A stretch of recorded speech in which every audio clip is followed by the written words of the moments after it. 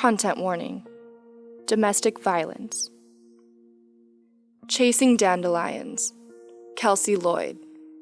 Dear you, do you remember the dandelions? Not the yellow ones that littered every patch of green grass in the city. The white ones. The ones that you wish on. The ones where you pluck them out of the soil, scrunch your eyes closed, and think really hard about something you want. The ones where, after your wish has been fully formed, you suck in as much air as your lungs can muster, then blow with just as much effort. When I was a kid, I used to wish for fireworks, without fail. I would scrunch up my eyes, envision the explosions of light, blow, then fling my eyelids open. Also without fail, there were never any fireworks. I would chase those floating strands of fluff that I had severed from their stem with my breath. I would chase those dandelions, thinking that I didn't wish strong enough. I didn't blow hard enough. That if I were given another chance, the fireworks would appear. Every day, I would go out into my yard, pick as many dandelions as I had the time for, and wish for those fireworks I desired so much. Scrunch, wish, blow. No fireworks. Chase the dandelion wisps floating through the air. Scrunch, wish, blow. Still nothing. Chase the dandelions. Scrunch, wish, blow. Nothing. Chase. Then one day, my family moved. Packed up and left in what seemed like a blur. We moved into an apartment in the city for Mom's work. All I cared about was that there were no more dandelions, and I was sure that my wish would never come true. That is, until I met you. Coming from a different city, I had no friends. Living in a stuffy apartment with no dandelions left me hopeless. I started a new school in the middle of the academic year, a complete outcast. Then, one day, after an invisible 2 weeks in this new world, you saw me. You sat down next to me while I read on the playground. You asked me what my name was and where I was from. I was too stunned to respond. I thought for sure that you would get up and leave. But you stayed. You coaxed the answers out of me, stayed patient through my shyness, became my best friend. That's usually how it works in 4th grade, isn't it? Every day, we would sit together at the blue table with holes in it that hid on the outskirts of the playground. We would stand on the benches that were attached to the round table, taking advantage of the unsecured seat to pretend that we were surfing in the USA. I don't remember where that phrase came from, but I remember that we loved it. As we grew older, we also grew closer. We were each other's only friends, outcasts together. We were lucky enough to live only a mile away from one another, so you were at my house every day. I wasn't allowed to go to your house, though. My parents told me that your dad liked bush light too much. At the time, I didn't understand what that meant. 4th grade came and went, then 5th grade, then 6th. With each passing year, we made more memories, defeating pirate ships, discovering islands. I'd be a princess, and you'd be my Prince Charming, saving me from dragons and werewolves. Then I would tire of being the damsel in distress, so I would rescue you instead. We rode bikes around town, wreaked havoc in the stores, and always ended our day by begging my parents to take us to the park. When they did, we would push each other on the swings, jump off the teeter-totters, and pick the very best dandelions to wish on. You would tell me what you wished for, usually something that dealt with you and your mom moving away from your dad. Then you'd ask to know my wish too, but I never told you. I felt that I was wiser than you, because I knew that if you said a wish out loud, it wouldn't come true. One time, I asked you why you always wished to move away from your dad. You said you didn't want to talk about it, so I never brought it up again. Once we hit middle school, we weren't allowed to spend the night together anymore. You know, boys and girls. We're getting older and all that mumbo-jumbo. Our parents didn't understand that we had no intentions with one another. We're just friends. Along with this change, middle school brought on new adventures. The first signs of acne, which we made fun of each other for. The Washington, D.C. field trip, when we weren't allowed to sit next to each other on the bus. The summer after 8th grade came and went. We saw very little of each other. Our summers consisted of vacations and reading homework. When we did see each other, it was as if a day hadn't gone by, and we would jump back into the swing of things. They were for shorter periods of time, though. Everyone seemed busy, and busy at different times. You would stay for dinner, or we would get ice cream with my parents. We felt like we had to act more maturely around them because we were becoming young adults. But on the occasions that we were alone, riding bikes or playing basketball at the park, our imaginations ran rampant. We were still kids, even if our parents had other ideas. Then high school started. We didn't have any classes together, and you hit a growth spurt within the first 2 weeks of the semester. The football coach recruited you, and I joined cross country. We became our own people, separate from one another. We were no longer outcasts. The 3 elementary/middle schools had combined into one high school, so everyone was looking for friends. At first, we tried hanging out after school still, but our practice times were different and we both had lots of homework. We were parts of 2 different circles. You ate and practiced and partied with the football guys. I ate and practiced and had bonfires with the cross-country team. We were our own people. You focused on football, then basketball, then baseball. Each passion had its own season, and I just wasn't a part of that anymore. I focused on school. I took all advanced classes, joined nearly every club offered, played violin in the orchestra, and trained year-round for cross-country and track. We went our separate ways. I think that was good for us. I think that before high school, we found our identities in one another. Before that fateful 4th grade day, I was a nobody. I only felt like I had become a person because you saw me as one, not because I did. Being forced to not center my days around you was hard at first, but it forced me to find confidence in myself. I had to make friends on my own. I had to get involved in things on my own. I had to spend my small amounts of free time with people who weren't you. I had to learn to find myself worthy of other people because I was brave enough to treat myself as such. But I did it. I made good friends and dropped the toxic ones. It wasn't easy, but I knew what kind of friendships I wanted, what kind of friendships I deserved, because we had built such a great one back in the 4th grade. I still remember the feeling that swelled in my chest junior year when I walked into Spanish 30 minutes early on the first day of school. You were already sitting in the classroom. I glanced at the seating chart and saw that you and I had been placed right next to each other. Our school was relatively large, and over the course of those 3 years, this was the first class we'd been in together. We hadn't spent time together, just us, in years. We'd exchanged friendly hellos and smiles in the hallway, but we may as well have been strangers. I remember forcing myself to walk toward you, still not sure why it was so hard for me to put one foot in front of the other. My heart was fluttering, whether from excitement or anxiety, I wasn't sure. But I remember feeling hot and cold and sweaty and shivering all at the same time. You looked up at me as I sat at the desk directly next to you. For the splittest of seconds, I could have sworn I saw surprise flicker in your eyes. But composed as ever, you gave me that grin that I used to know so well. After a few minutes of awkward small talk, it was just like old times. We caught up, you spinning wild tales of late-night rides to Crybaby Bridge, the bridge on the outskirts of town that everybody knew was haunted, narrowly escaping death. And me spilling all the juiciest gossip that I had heard from the girls in the cross-country team who were more popular than me. Spanish began and ended in a flash, and I knew it was going to be my favorite class that year. At first, we would purposely show up before the bell rang so we could talk. Then we would walk out together until our inevitable departure in the hallway. Then we started choosing each other for every partner-based in-class activity and group project. Eventually, I went to one of your football games specifically to watch you. Since your games were on Friday nights and my meets were on Saturday mornings, I usually wasn't allowed to go. If I did, it had to be a home game, and I had to leave at halftime. But one day, my cross-country coach decided to sign us up for a night race, a Saturday night race. I begged my parents to let me go to the game. I told them I wanted to cheer you on, that we'd become friends again. They always liked you. The fact there was a home game helped too. They eventually said yes, and I stood in the student section, half paying attention and half talking to my friends. It was a close game, only a 2-point difference. I remember the nail-biting end. We kicked a field goal. If the kicker got it, we would win. He missed, though. Probably crumbled under the pressure. The other cross-country girls and I hung around after the game, buying the last of the concession stand popcorn and hot chocolate. Eventually, we all had to leave. As I walked through the gate separating the football stadium and the parking lot, I heard my name. I spun around to see you emerging from the locker rooms. You were sweaty and smelly, so I made sure that you knew it. You grinned one of those classic grins and tried to shove your armpit toward my nose.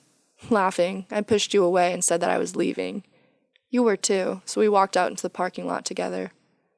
Our cars were only a few spots away from one another, so as I opened my driver's side door, I could hear you ask if I still like milkshakes. Of course I did.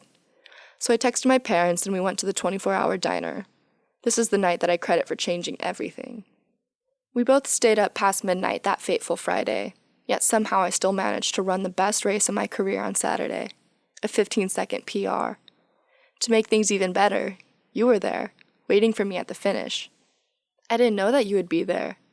You claimed that it was to repay me for going to your game the night before, but what you really did was start a trend of us constantly repaying each other.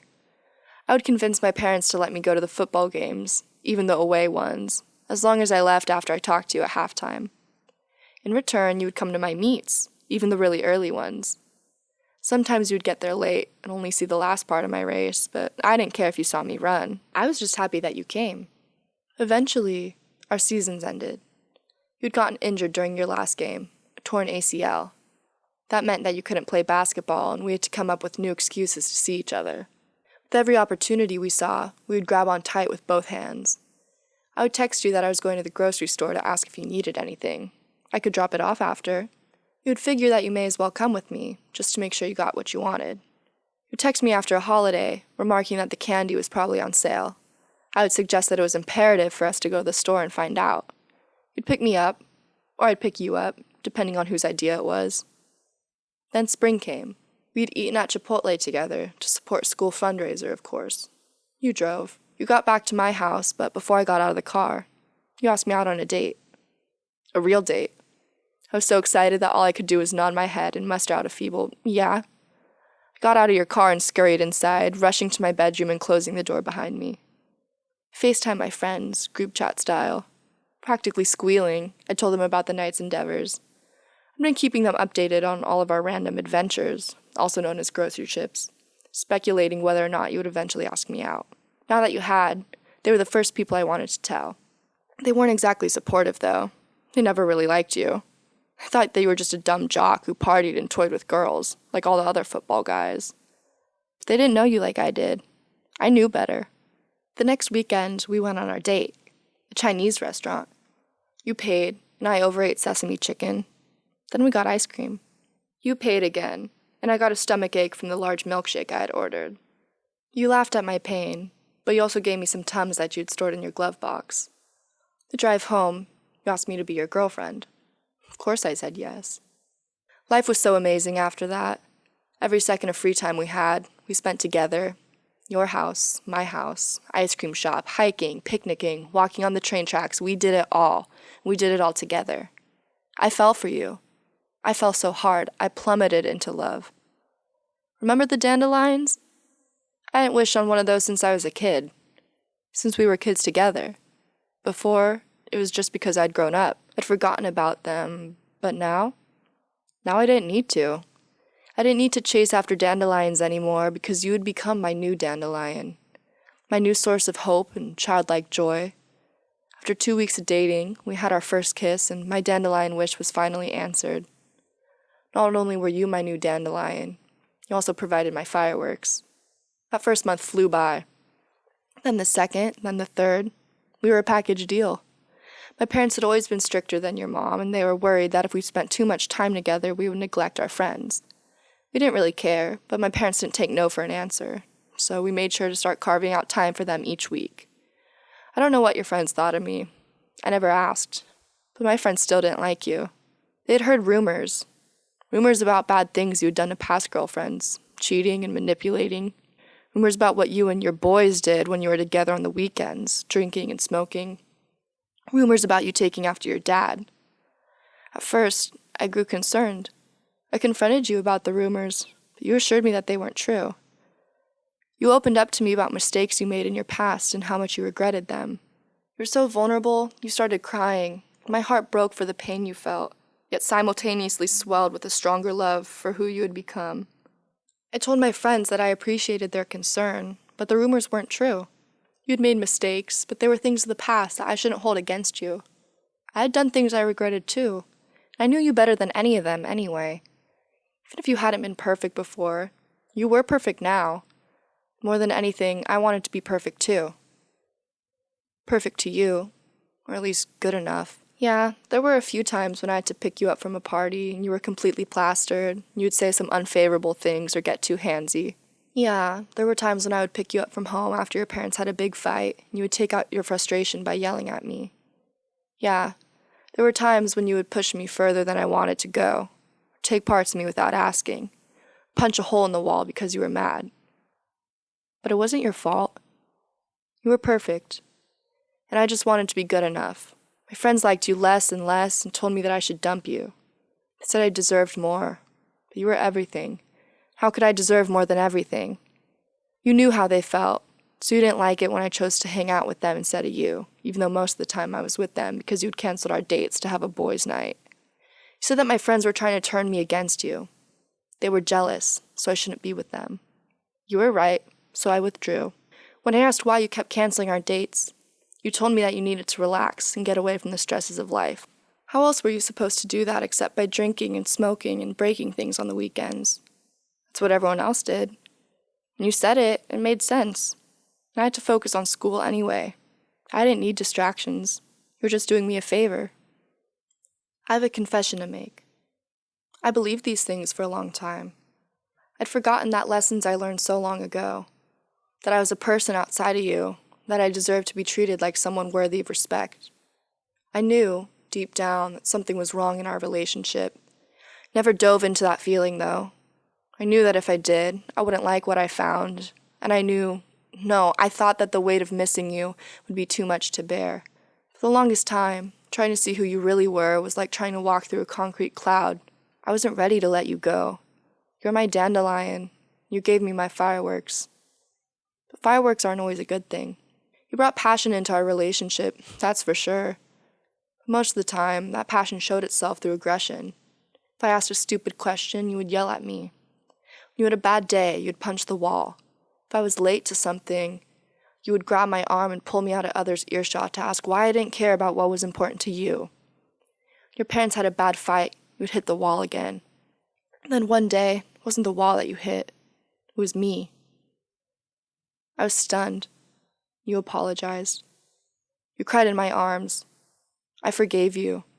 But then you hit me a second time, then a third. I started acquiring bruises that reflected those I remember your mother trying to hide. Now I was the one layering on makeup and wearing long sleeves, even when the weather didn't call for it. You stopped apologizing. You stopped crying. Instead, you made me believe that I was to blame, that it was my fault. Again, I believed you. You were perfect, and I was trying to be good enough. Then it was the day after graduation. The rain was pouring and the wind was howling, and your mood reflected the weather. Your parents had been fighting again, so you'd left home and picked me up to spend time together before boys' night started. You were taking out your frustrations, hitting the steering wheel and cursing about your dad. I asked why your mom didn't just leave him. All of a sudden, you were cursing at me instead for suggesting that. I apologized, and you told me to forget it. You stopped at CVS on the way back to my house, per my request. I ran in while you waited in the car, making sure to be fast. I didn't need you to get any angrier. Apparently, I had taken too long anyway. I got back to the car and you yelled at me for not respecting your time. Kept apologizing, but you kept yelling and I felt sick. You dropped me off, you didn't even say goodbye before you went careening out of my driveway. I walked inside, grateful that both of my parents were at work so I could have the house to myself. My stomachache got significantly worse and I ran to the bathroom, just able to lift the toilet seat before throwing up. Still had my bag from CVS with me. Took out the pink box and took a deep breath before opening it to pull up the pregnancy test. I followed the instructions, and after 5 minutes, I looked at the stick. 2 lines. I was pregnant. And now I'm writing this letter. When I saw that positive test, it was like I had suddenly reached the end of the road and was staring down the edge of a cliff, deciding whether or not to jump. I knew how you would react to this. We had had scares in the past. I knew you'd tell me to abort the baby. You'd accuse me of sleeping around. I didn't know what to do. It was really hard to keep the secret from you over the next few days as I thought about what future actions to take. I almost let the news slip, more than once, especially during our good moments. Time together would always begin well, overflowing with love and laughter, but then they would end equally badly, with you yelling at me or hitting me again. Last night I looked at myself in the mirror. I looked at the bruises I had been hiding. I felt like your mother was the one staring back at me in the mirror. I remember her also trying to conceal her bruises. I remembered you being sad and missing school sometimes when we were children. I didn't want my baby to grow up that way too. I remembered myself asking you why your mom doesn't just leave your dad. Maybe I should ask myself the same thing. Do you remember the dandelions? I do. I remember when dandelions represented a dream. They brought me joy and hope. I remember when you became the sensational embodiment of what I had once chased the dandelions for. I remember when you became too much. You gave me my fireworks, but I'd stopped wishing for them long ago.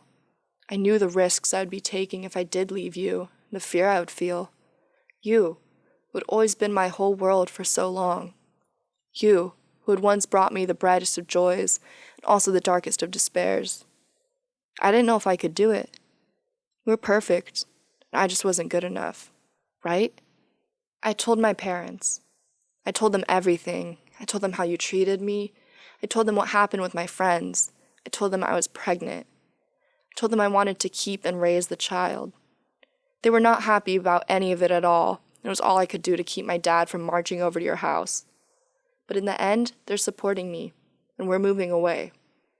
By the time you get this letter, I'll be gone.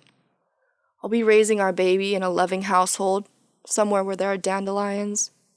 And I'll be healing too. This is hard. I'm scared to leave you.